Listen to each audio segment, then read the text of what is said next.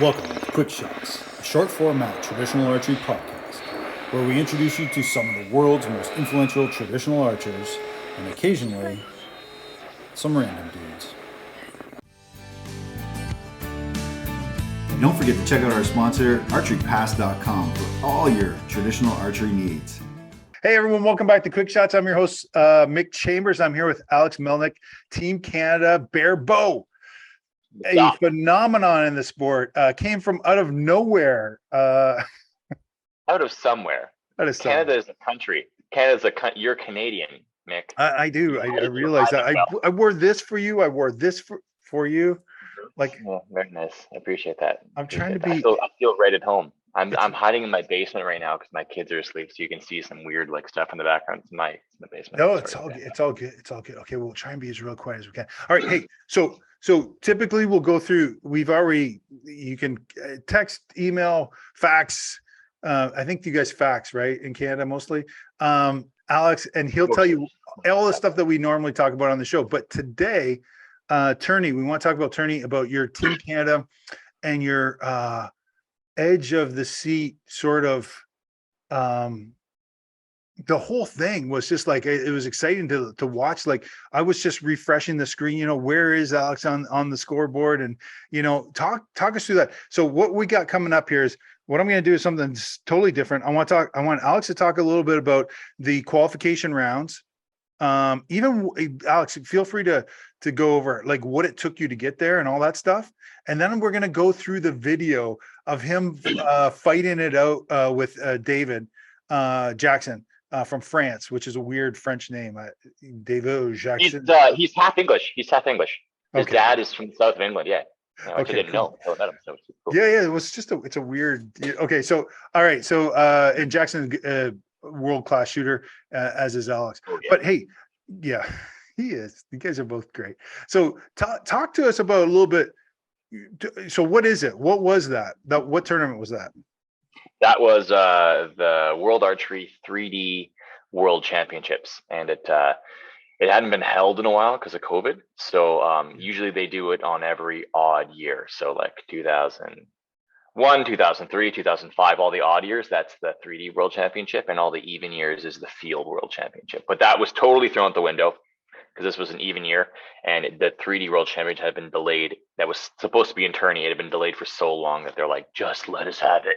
And so they finally got it out there. And so the world came together. Countries held their respective qualification tournaments to pick their team. And we all got there together, and we went at it pretty hard. So how does Canada pick their team? Canada picks the team by everyone goes and shoots a tournament that is very similar to what we would see at a World Archery tournament. We actually shot at the same course that they shot in 2019 World Championships. The same course, same club, same course, everything. The guy just reset it up and he says, this is your qualification. And so we all showed it up there. And so for us, it wasn't top 1, 2, 3. It was, but you had to shoot above a certain qualifying score. Okay. So because they wanted to see represented well on the world stage. So if you didn't shoot a certain score, you didn't get funding. So for the first time ever, Canada had a mild amount of funding. Like, we're not rolling in it, like it's not a free ride, but at least we got something, you know what I mean? And They're saying, if you're going to go in place last, we're not going to give you any funding. So if you shoot like really horribly, but you're still top 3, because Canada doesn't have many of the barebow people. Yeah. So there's only like 5 of us that went for the team. So like, it's by that point, you know what I mean? Like, if they pick 3 in an alternate, it's pretty much everyone that went. So you had to shoot above a certain score, and that's how it went. And then we went. Okay, cool. And so you make Team Canada. So I got a call here. Yes, it's COVID. COVID's going. COVID. Yeah, we have that new thing up here called COVID in Canada. It's very weird. We don't have that in the US. It's gone. Oh. It's gone in the US completely. 100%. Oh, okay. Well, it's just showing up here. So Midwest, we never had it at all. Period. Oh yeah. Okay, anyway, I shouldn't make fun of COVID. It's taking a toll. Okay, so listen. All right, so Turney, Italy. You're in Italy. It's in sort of the Tuscan region, I think, of Italy. Maybe. No. Isn't it between Rome and Florence? Sort of.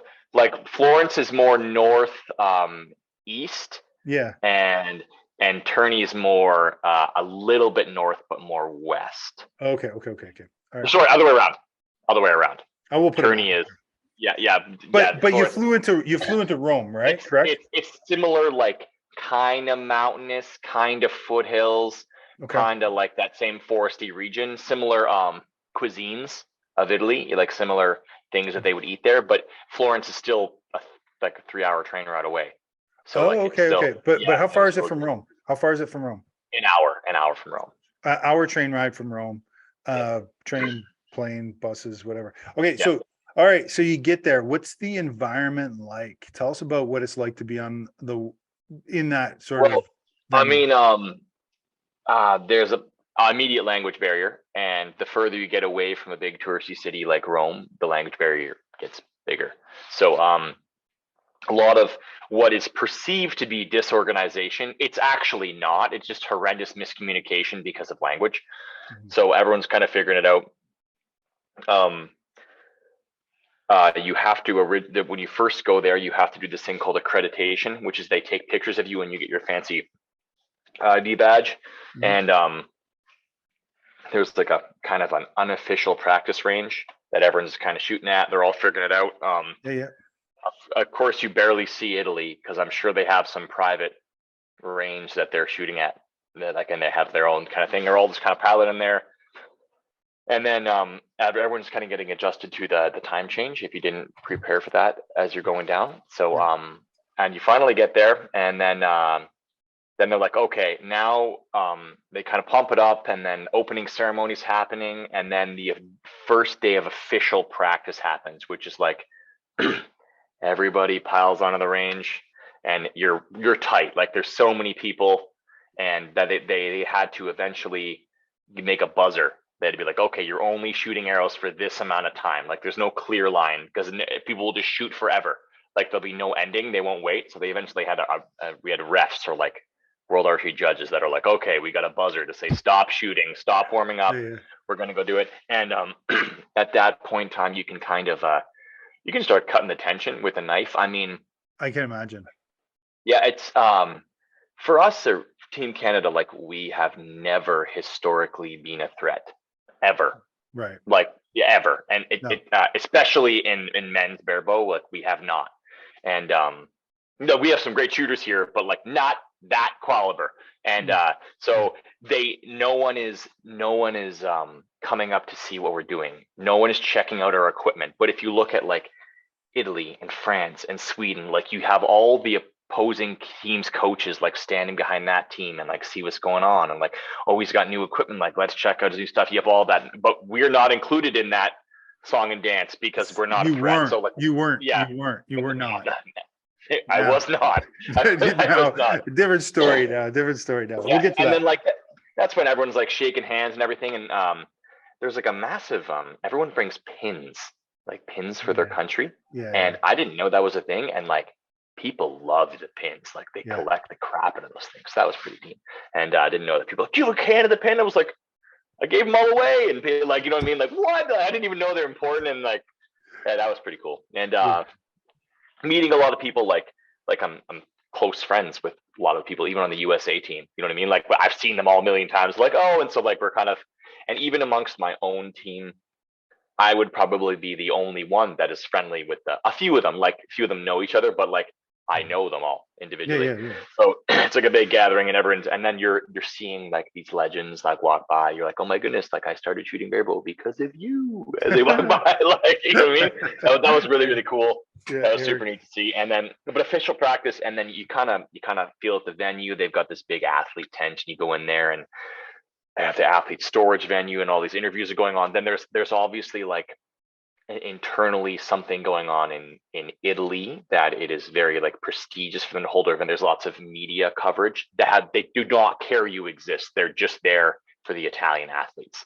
Like there's like Italian politicians and Italian like, and they're like kind of doing they're sitting down with TV cameras for this event that is like really popular in Italy. So that's official practice. Opening ceremonies, a lot of fanfare and music and screaming and cheering, and then we all go back and sleep, and then we come back for day one, which is day one of qualification. And yeah, you want me to keep going with the day one? Yeah, dude. Yeah, I want to hear about your qualification rounds and all that. So my day one group, I was with Robbie Weisinger from the USA. Yep. I was with one of the Italian archers named Alessandro Rigamonti. Okay. Super younger guy. I think he's 30. I think he's 30. Okay. And he's big on the Italian indoor scene. And then I was with David Garcia, who, in my humble opinion, is one of the probably top 3 most accurate people to shoot with a barebow ever. Like, yeah. I don't think if you look back, like historically, he had said he'd been to 15 world championships, and he'd never, in qualifications, he'd never finished outside the top 3. So like, dude is and 3D is a bit of a he is phenomenal. He is truly really really good. And I mean, 3D is a bit of a crapshoot because there's that unknown component to it. So it's not like, you know what I mean? Like, you can be an amazing shooter and have a bad day because you misjudged yardage. So it's, you know what I mean? It's a different thing. Yep. But so he was in my group, which was really cool because I got to shoot with Robbie, who I hadn't really met in person before. Yeah. Alessandro, who I had never ever heard of before until I got there, and then David Garcia, which was like, whoa, a bit of pressure there. So it was pretty good. We had they were all supposed to be Reinhardt targets because it was called the Reinhardt Turney 3D. Yeah, I heard this story. I think I shot, I don't know, I shoot 25 targets the first day, right? 24 targets first day, 2 arrows at each target, and I think 6 of them might have been Reinhardt. Yeah, that was a big. I mean, that was the U.S. team was a little bit perturbed. Well, I mean, like, it's you know what, like, and the classic line is, well, we all have to shoot the targets. It's not about shooting. It's like,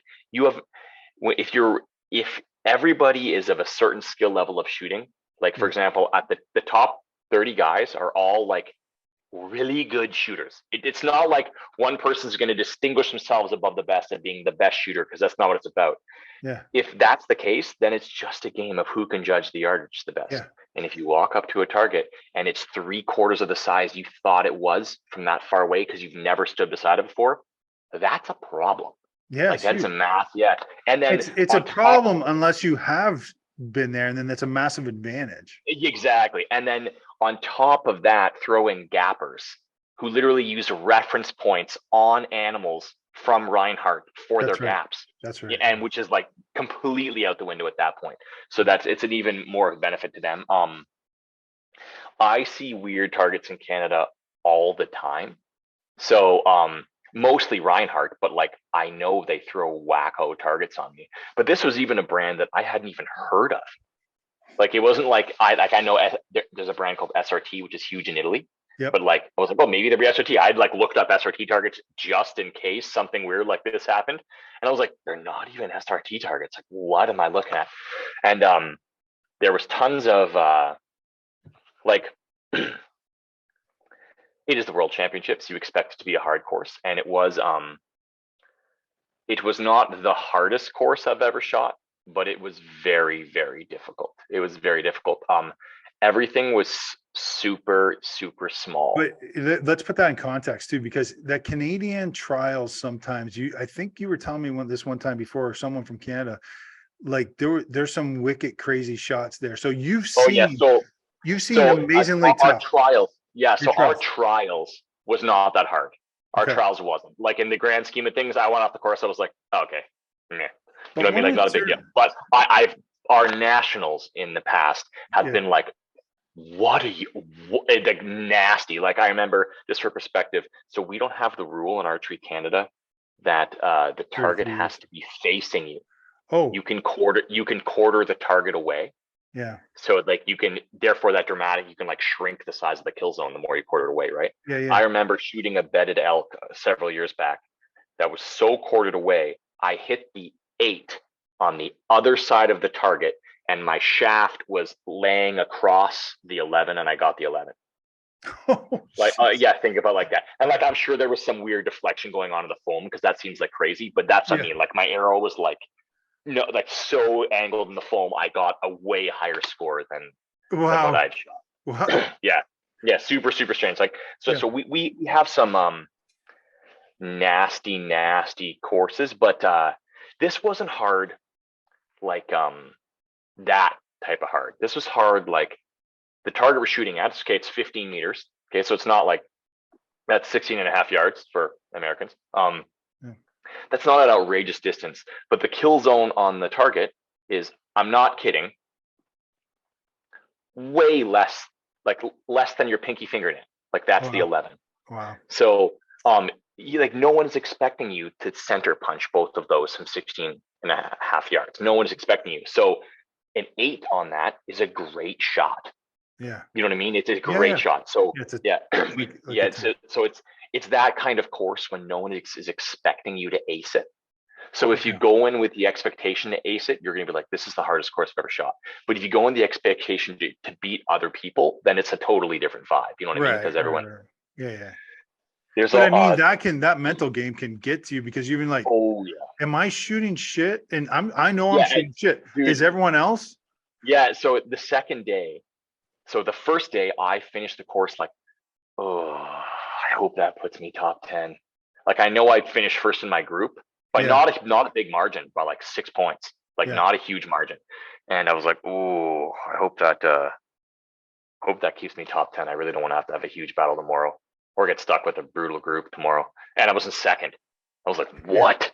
Like, I mean, David Jackson shot like 25 points higher than me. He was like next level cut above the Oh, thing. I know. And I know. yeah, and I was 1 point above Giuseppe Simandi, who was in third. Yeah. So like we basically shot the same at 1 point across that. Like, what's the difference there? And yeah, David Jackson was, so the way David Jackson shot, I looked at that score and I was like, that's the score I would have shot if all those crappy shots that I was like, oh, I really wish I had that one back. Like if I didn't have any of those, that's how well I could have shot. So like I could Perfect. have done that, but Yeah. he just shows up and does it on the World Championship day, which is like phenomenal. Yeah. And then the second day, the second day was harder in my opinion, on average.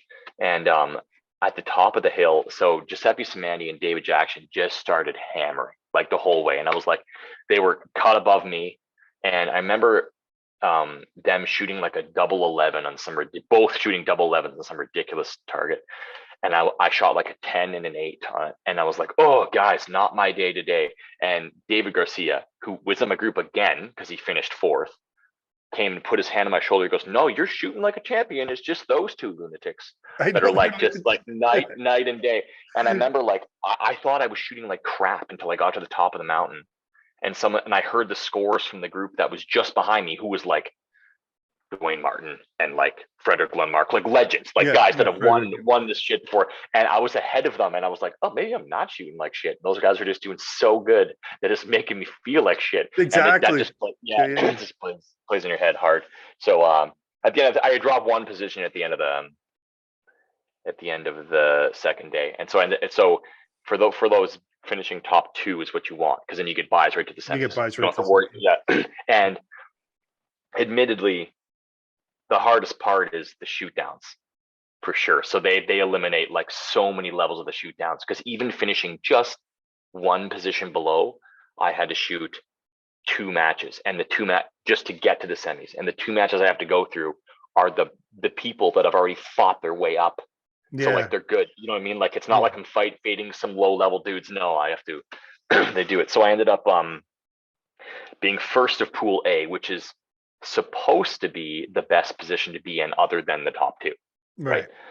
But just the way the cookie crumbled, if everything went according to plan, I had to go through Frederick Lundmark, who is like just a legend. He is like probably the most decorated 3D barebow archer of 3D guys specifically of all time. Like he's he's, just for people to reference, he's like 6'7" and like has a 33-inch draw length, and he shoots so fast that his drop at 33 yards is 10 centimeters. Wow. Which is like literally that far. How much? So like it's crazy. So he's very, very good. And we ended up squaring off against each other, and we had, so in these eliminations we have 6 targets, so it's 6 arrows. and out of 6 targets, he shot a 61. So he shot above a 10 average across 6 targets, and I shot a 63. It was the best shooting I've ever done in my life. Yeah, I it was was like, amazing. yeah, I was like night and day, like that, like that's probably never going to happen again. Sign it up, bucket list check, I'm done. Leave me alone. When you And shot that 63, we were just like, oh my God. I think I was talking to Zernzak online and I was like, refresh. And we're like, what? How do you shoot that good? Like, I mean, that was an amazing round. it was, Amazing round. it was, and like, yeah, it is like a 61 would beat everybody. I got, I don't want to say lucky because I was like in the groove. So I do, I think shoot downs are my strength in certain Yeah. things, Okay. but Excuse me. I would say that I have to like put myself in a mental state, like a combative mental state. Like when it's not about, oh, just calm and zen. No, I have to put myself in aggressive, like I want to beat you. Yeah. And I'm not an aggressive person. So Yeah. I can't maintain that state for a very long time. I got like 10 minutes max. And then it's just like, like it just like I'm totally like just like that is it. I gave it all for my day in Yep. that moment in time. Like I can shoot consistently throughout a calm environment, but in head to head, just like oh my goodness. And so after that, I had to immediately step into facing Caesar. So Caesar is the reigning, not the reigning. He was the 2015 world champion out of France, who and he had beaten Frederick Lemarque in the finals in that one. And so we shot our target there, and this was nerve wracking because I was so mentally exhausted by this point. I was just like, you know what? Just I had accepted my loss, which is negative, but Yeah. Not great. pretty much before the first arrow, I was like, I didn't accept my loss. I was like, well, I hope he Yeah. shoots You weren't. bad. Yeah. I wasn't like, let's go. Like I wasn't in that. I couldn't even re-put myself in the mind. Plus, because I was just like, after Frederick, and they just like immediately into the next match, and it was like, oh my goodness.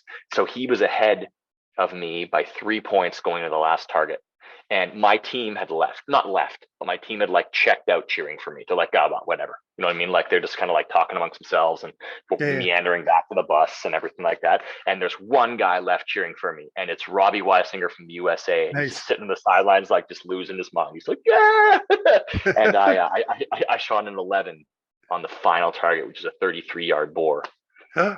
which is great. That was like my best shot of it, just like center punch, like boom, like great. It was great. And then he shot an 8, and so we tied, and we ended up going to a 1-arrow shoot down when they just like unveil some target. And it was a Reinhardt target I actually hadn't seen before, which is pretty cool. It was just like a darker deer, and he shot an 8, a high 8, great line high 8, and I shot an 8, and my arrow was touching his underneath. Underneath, so you win. Underneath, yeah, underneath, so I win. And we like, and like at that point, we basically made the same shot. Like, you know what I mean? Like if I would have shot first, yeah, you know, his arrow might have slid it. You know what I mean? Like it. No, I get it. Subjective. So, yeah. So as we're walking up there, I was just like, he looks at me, he goes, "Did you think that was way further away?" I was like, "Yeah," because the deer was way smaller than we thought. You know what I mean? Like we're talking about it. So I got really lucky there, but that was super nerve wracking. My wife was on the way. She came to visit me while I was shooting, but she hadn't got there. The goal was unless I made the final day, she couldn't see me shoot. That was it. So she was on the way to Rome, watching this on the phone, like getting people in this train, like looking, like look at this, like what's wrong with you? You can't even speak our language. So that was pretty cool. And then and then the next day we had to. Next day we had nothing. I had a full day off, and then I had to go face Giuseppe Simandi in the quarterfinals, semifinals, and so the semifinals, American got through, so we got Dan Collins made it through. Dan. And I don't know who Dan had beat in the quarters when I beat Caesar. I don't know who Dan beat. Yeah, I can't remember. Another strong shooter. I think it was a Czech guy. I forget his name. He had a good story too. He came up the ranks quick. Like he did not have a good first day, I think. I want to if I recall. No, I think he was top 10. But I think he might have been like, he was behind a lot. He was behind a lot. And he had a beauty of a second day. Yeah. Dan had just a monster of a second day. And he ended up jumping over Dwayne. He ended up jumping he ended up finishing 2 behind me. Yeah, it was good. Yeah. Anyway, and then keep going. And so we had to go in Giuseppe, and then I just spent the whole time like putting myself, so in the semis and the finals, there's a different venue totally, right? Like those ruins that you saw shoot in, like we Yeah. didn't nobody had seen that at all. No. And even my semifinal match, even though it was there, it wasn't there. It was at a different spot. So the finals were a totally new thing. And so I faced Jeppy, only 4 arrows. That's it. They knocked it down. So like I've talked to other competitors about this. We don't like that. You know what I mean? Like that's making it more, it's more exciting for a spectator because upsets can happen. Yeah. You know what I But mean? who wants an upset? As an athlete, as an athlete, nobody wants an upset. Like no one wants to see in football, in soccer too, like penalty, when it goes to penalty kicks, it's kind of like it's not a great win for me. Yeah, exactly. Not a great win. Like it's entertaining for the crowd. That's like, right. And everyone wants to see number 100 in the world beat number 1. Everybody wants to see that. But if you were number 1, you were like, are you kidding me? Yeah. Like it's no disrespect, but even like that's why even 6 arrows in the build-ups, you're just like, okay, like maybe that's something, you know what I mean? But like 4 arrows is like, what? Like it means it's so, you make one, not even an error, you just make like one less than 10 and you're basically out. You know what I mean? Right. Like so we the first arrow, I was ready to go. I was like mad. I even like people attempted to talk to me. I was like, I don't want to be mean, but don't talk to me right now. Like I was just like in the zone. And then the first arrow, I hit an 11 on the crow. Yeah. And he hit an 8, and he knew. Like we were walking up there, and he knew 1 arrow, and 8 is on a crow. Okay, the 11 is I know. Is your the 8 is like this big. You know what I mean? Like it's not and so he hits an 8. It was not a bad shot, admittedly, like it wasn't a higher score. And I hit the 11, like I caught the edge of 11, and he looked at me, he goes, shrugs, he goes, that's it. That's all she is. And then all we did is basically shot the same score. Like I think we all shot 10 just right to the end, and that was the end of that. Yeah. And then at the 4th arrow, I was ready to go to the next target. And I'd forgotten there was only 4 arrows. Know that you had won.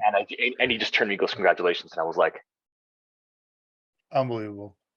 And I think my team was kind of like, are you, what is going on? Like, I don't understand. And then I can hear my wife like, yeah, like from the background and everything. And then I just kind of like screamed. I was like, and I think I pissed people off when I did that, but I didn't care because I realized it was like, make it. And then that put me into the gold medal match. And I mean, the true competition happened when, so I had to wait 6 hours from that point until my next match. Yeah. And so we're all waiting around. Let's take us there. Let's go to the gold medal match. And hold on, let me tell you where the true competition. The true competition happened when there was a practice range set out for everyone that was left. And now there's nobody left. It's just the people in the medal matches. And we're like casually warming up keeping ourselves warm across 6 hours.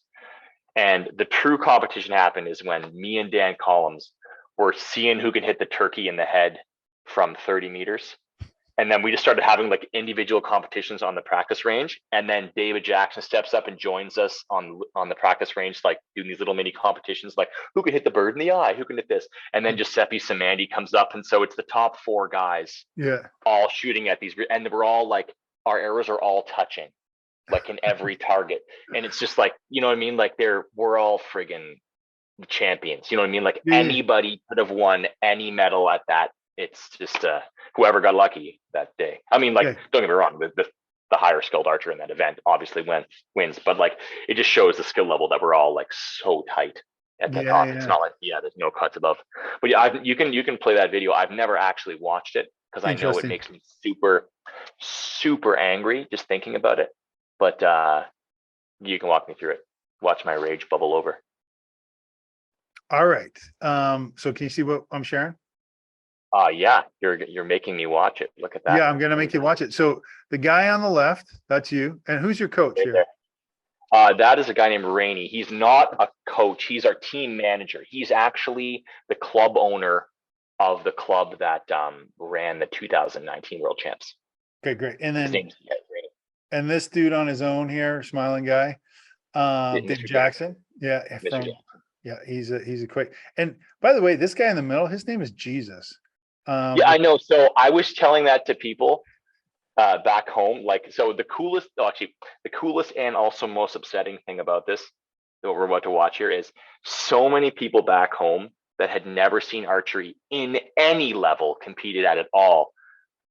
So many people tuned in, like people that I'd never heard of just tuned in because and it's like really cool display to show archery. Like, look, I'm not just running around the woods in a friggin' loincloth.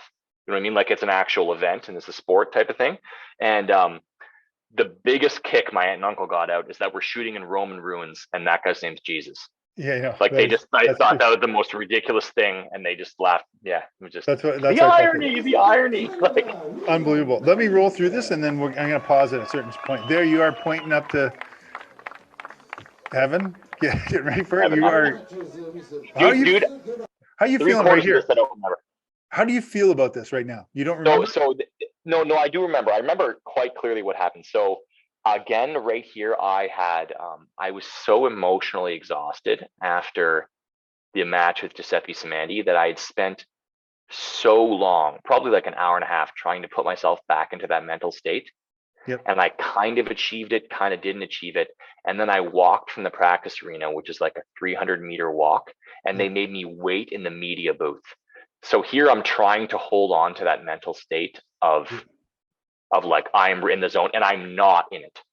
I am not in that state right now, and I'm just like clutching at it right hard in my head right here, and I'm not achieving it, but clutching it. Interesting. All right, so you guys get instructions. They give you the first target here. Take a look at it. You're looking down range there, spying it. You put some glass in there. You're saying, which side can I get on here, right? Trying to figure out. So here is some interesting things here. So it's nervous. See, so right here, I'm not at the peg yet. Yeah. Okay. Okay, I'm not at the peg, and so the guy asks me, "Are you ready?" Oh, it's not this one. It's not this one. Okay. This one, I was actually ready for the shot. So they blow the whistle. We step up to the peg, and we're all ready to shoot here. I aimed at the wrong dang dot on the turkey. So I shot, and I thought I hit an 11, and I heard them say 8, and I was like, "What? Are you kidding me?" So I literally just nerved out and shot the wrong dot. Okay. All right. Let's see what happens here in the shot process. I notice Jackson's a lot quicker on the shot here than you. We're playing a mental game. So he doesn't know whether I'd shoot first or second. And that looks like a solid 8-2, right? You just so you see the dot I hit on the turkey? Yeah, I saw that. That's the one I literally put my tip on. That was, I thought it was. And like, yeah, just silly. I'm looking up like, you gotta be freaking kidding me. So the next arrow. Yeah. Okay. Actually, I don't know which one's the next one. Oh, it's a crows. The crows. I think it's crows. All right, here you're glassing. So he's asking me if I'm ready, and I tell him I'm not ready. Oh, where's it hidden? What are we shooting at here? Crows, I think. It's number 2. I can't remember. It's along over the. It's at the very top of the ruins. Oh, so it's not close. No, it's not close.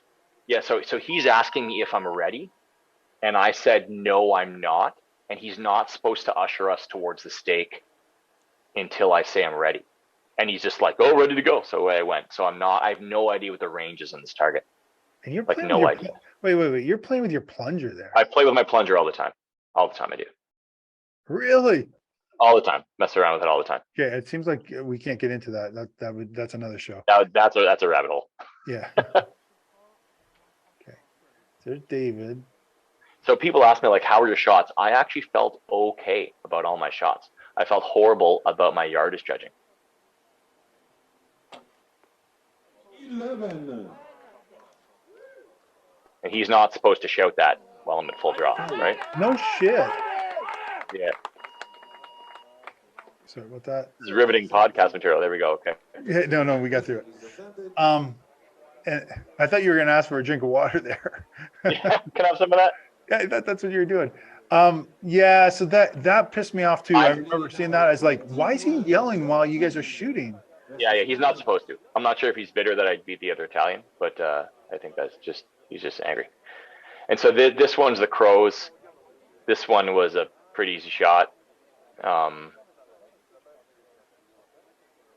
Okay. So you, in the last target, did you shoot a 5 on the last Squirrels. one? Squirrels.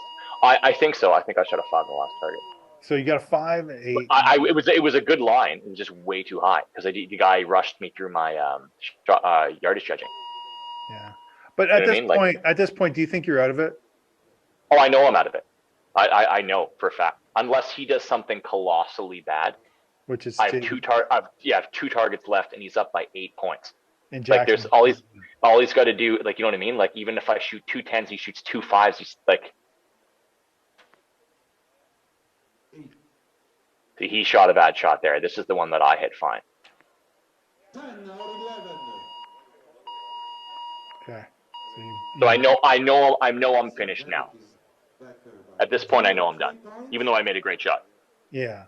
And if he would have shot a 5, maybe you'd have an opportunity. Yeah, maybe. So I literally need him to miss. Yeah. I need him to do, which is like not going to happen, right? Because he can just casually shoot like on a whim. He doesn't need to stress about the shot at all. Yeah. So I know I'm done at this point. But it's not about winning or losing for me here. I just wanted people at home to see it in a good light. You know what I mean? It's nothing to do with that. I know, absolutely, and I think you did that. I think you achieved that. These are not difficult shots, but you know, it's tough, right? Like that one, you had to go across, you know, some empty space. I mean, these aren't difficult shots. Like, technically, they're difficult to range, right? Because you can't see the floor. You can't see it here, but see those ledges? Yeah. See those ledges? You can't see the ground. Oh, really? So you can't see the ground. There's multiple ledges. It's an old amphitheater. Right. So you can't see the ground to judge it. You're just winging it. Okay. So, but at this yardage, you probably just have like a short crawl or something like that This was, it was 30 meters. This one was, and it was downhill. So you probably should have shot it for like 26, and I shot it for 30 because I'm an idiot. Does not look 30 meters. So I guess it is a lot. It doesn't. Yeah, it's further. Ooh. Oh, see that flinch? Yeah. That was my one chance. That my one chance to win.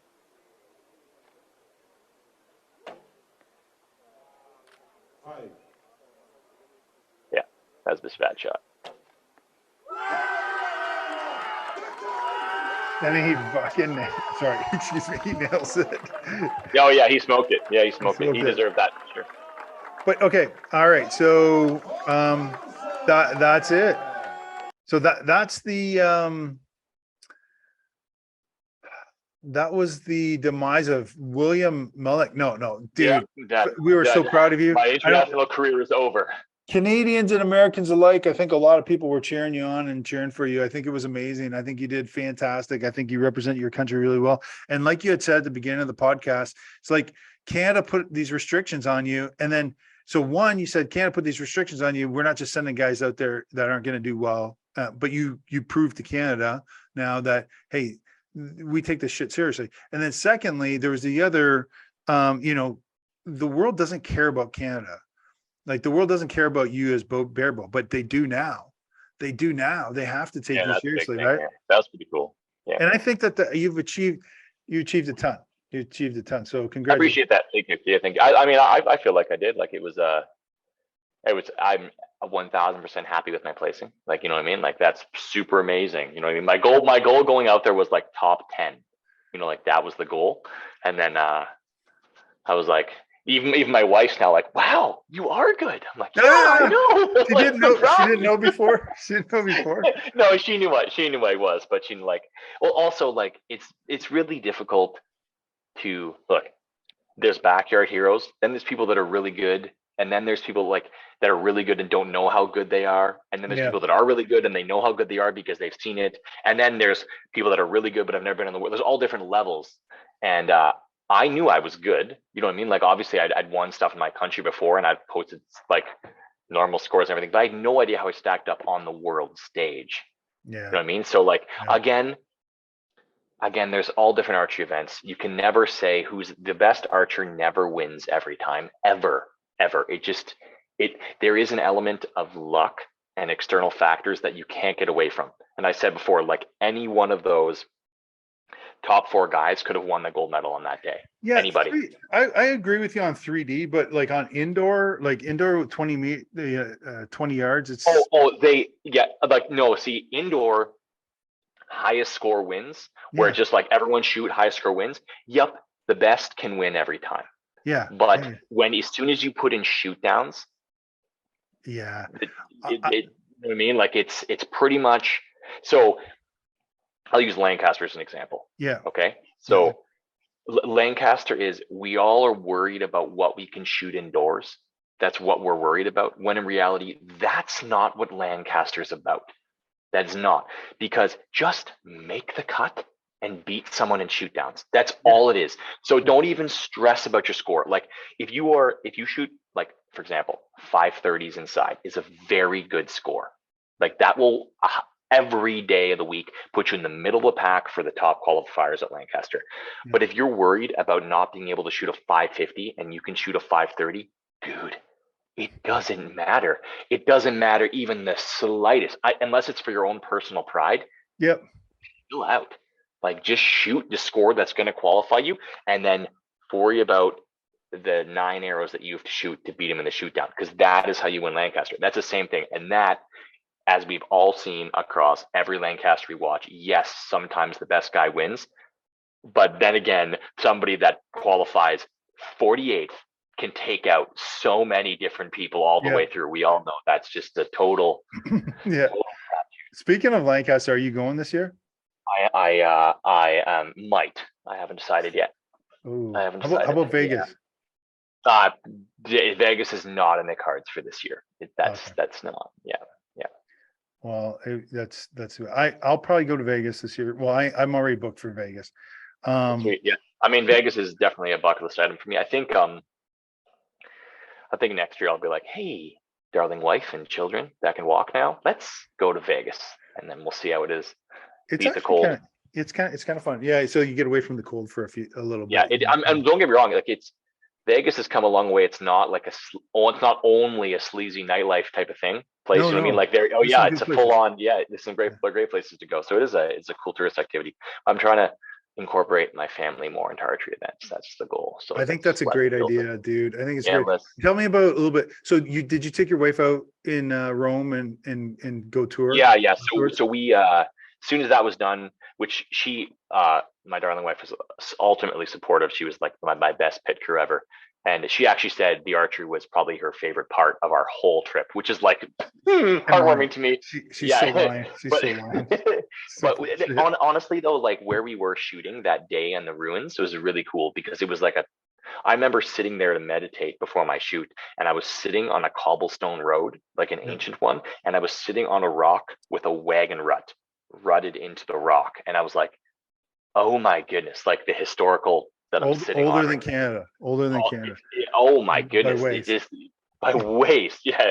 Multitudes older than Canada. So I'm like, this is crazy. So that was really neat. We went to Florence for a couple days, just whirlwind trip there. Ate the best steak of my life. And then for sure. The steak of la Florentine. And then we went up to Lake Como, which is a lake right in the border of Switzerland. Yeah, Switzerland. They filmed Star Wars there, which is super cool. And we super enjoyed that. We stayed in like a little medieval town and did these big mountain hikes every day. That was great. Awesome. Ate tons of fish out of the lake. And then we zoomed down to Rome and got the heavy weighted historical sites and the tourist crowds, and then wrapped her up and went home. Probably could have spent another month there, but that was our trip. Yeah, my wife and I just got back 3 weeks. I saw that. I was like looking you guys go through it. I was like, I was there.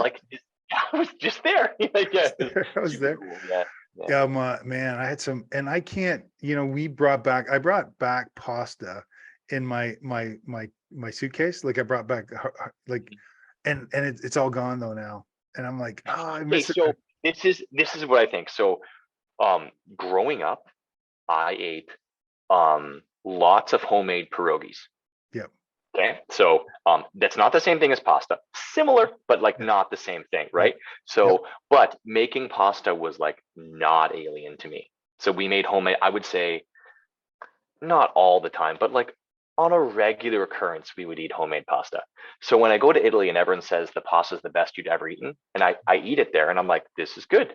But like, Yeah. is it the best I've ever eaten? Questionable, because Yeah. like you know what I mean? Like, it's just eggs and flour and olive oil. But And if you I've have eggs, never, we're used to spaghetti and you get those yeah, thin noodle spaghettis, you know don't what I get me mean? wrong. Yeah. Yeah, 100%. If you aren't someone who is regularly eating homemade pasta, the best Yeah. pasta you ever had in life, because they're homemaking it for you right there. You know That's what I mean? good. So the best meal I had in Italy was top three was the bistecca alla Florentine. So on the course, our 3D course, there is white cows walking around our course. Yeah. Like That's like great. and like yeah, like hey, shoot, like I need to shoot there type of thing. Like you're not the target, you need to move. And like the cows are in the middle of a gigantic forest and they are shepherded, you know what I mean? Like they're a flock, they're not wild. But that is a specific type of cow called the Chianini cow. Yep. And that's what bistecca alla Florentini comes from, that type of cow. And it's just like you eat it, you're like, oh my God, it was a 52-ounce T-bone. Yep. Comes out like boom, and that was amazing. And then I did meal number 2 was we went to Lake Como and they just everything they served us was out of the lake. That's Like nice. it's just yeah, it was delicious. And then what is it? I mean, all the meals were good, but that one Did you eat gelato every night? every single day, probably twice. I ate gelato every time. And you know what? Like I learned a lot about gelato too. I Me had good too. gelato and I had Me bad too. gelato. Like I learned a lot. Apparently, which I didn't realize till the last day. Thanks for telling me, guys. Wait, That you're let me supposed guess. Lids. Yes, lids. And I didn't know that. I didn't know that until the end. Only eat gelato if they have a lid over it. So I told my wife this, so we didn't know either. And it's like it's like we're a week in Florence already. And I was like, we got to find a place that has lids. She's like, why? I go, because they don't put preservatives in it to keep it frozen. Yes. It has to be a certain temperature. So they put lids over it so it can control the temperature. That stuff, you see the floury stuff, the colory stuff is not as good. And she's like, yeah, whatever. It doesn't matter. So we go to the one with lids and she's like, holy, oh yeah, like what in the world happened here? It's like, it's life changing, some of that gelato. And I'm lids.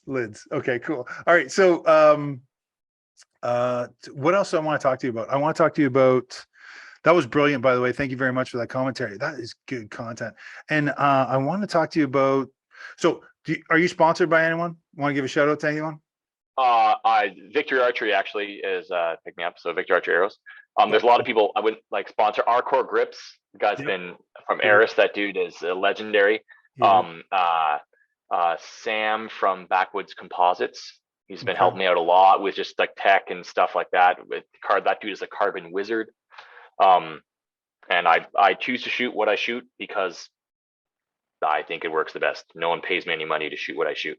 You know what I mean? Like with the exception of arrows, like I do get a couple of dozen arrows for free from them, but all the other stuff I have paid to shoot, and I shoot it for a reason. So it's excellent stuff. I'm not saying shoot that. I'm not saying shoot that. Like do it, but I choose to for a reason.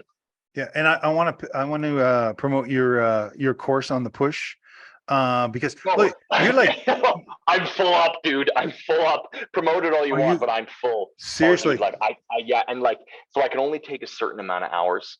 Yeah, you know what I mean? Because I got so much other like life stuff going on. So by all means, if you're I do have a course in the push, which is I take specific clients, I would say like long-term coaching sessions on, and I'm full up. I cannot take anybody else at the moment. I'm just maximum. That's too bad. But I mean, if you have a serious problem and you're like, I can't get over this, I'm not going to charge you. Just send me a message and saying, what the heck am I doing wrong? And I'll bluntly tell you what's going on for free. And like, you know what I mean? I might not be able to work with you for a month solid, but like, I'll be like, hey dude, you're shoulder pulling, or hey dude, you got a mental problem, or hey dude, you're super ugly, or hey dude, you look like Nick. Yeah. You know what I mean? Like, handsome and old. Demer actually talked to me for like an hour the other night, and I saw that. I'm going to listen to that. Is that one up? Did you post that yet? No, I'm not posting it. No. This was just about him and I talking, like shooting the shit. And I was and I was telling him it was really simple for him, but for me, I couldn't figure it out. And so, you know, it's super nice of you to do that. I'm sure people will be messaging you. Where can they message you, by the way? They message me Instagram, on Facebook.